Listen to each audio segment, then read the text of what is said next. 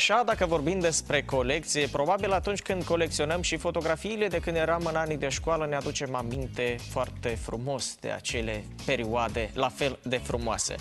Colega noastră, Inga, cum este ea curioasă de fire, a vrut să exploreze din domeniul personalităților marcante, sau cel puțin care astăzi le putem vedea cel mai des și pe televizor sau participare în viața publică și politică, de ce nu? Ea l-a descusut, dacă putem să spunem așa, pe deputatul, omul politic Valeriu Ghilețchi, ca să ne povestească despre anii de școală a acestuia. Haideți să-l descoperim pe elevul Valeriu Ghilețchi.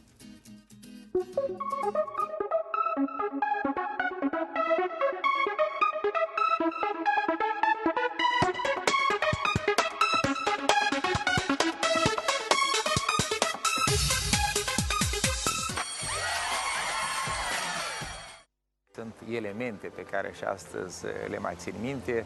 În primul rând era festivitatea, adică solemnitatea acelei zile, flori de la bunici, niște astre, mergeam la școală la început de fiecare dată.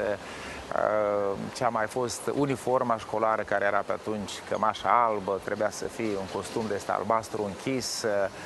Și sigur prima învățătoare, care evident nu se uită, e vorba de o profesoară din sat,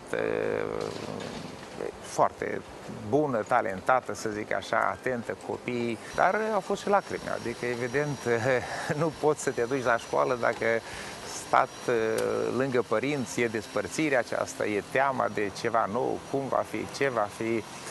Și apoi, dacă compar cu ziua de astăzi, sunt atâtea elemente care totuși nu se mai regăsesc astăzi.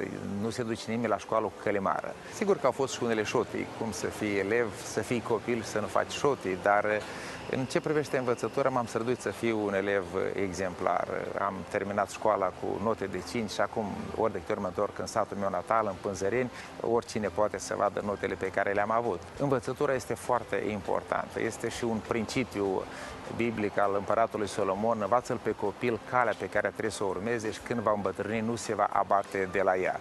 Deci m-am străduit să fiu exemplar și consider că, de fapt, educația este un element foarte important.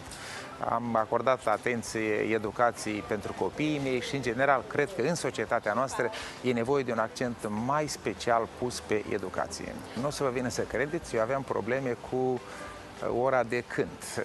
Nu am auzit muzică, aveam probleme și atunci, ca să am note bune la cântat, de obicei învățătorii îmi cereau să povestesc biografia vreunui compozitor, pentru că dacă era să mă scoată în față să cânt, nu puteau să-mi pună nota 5.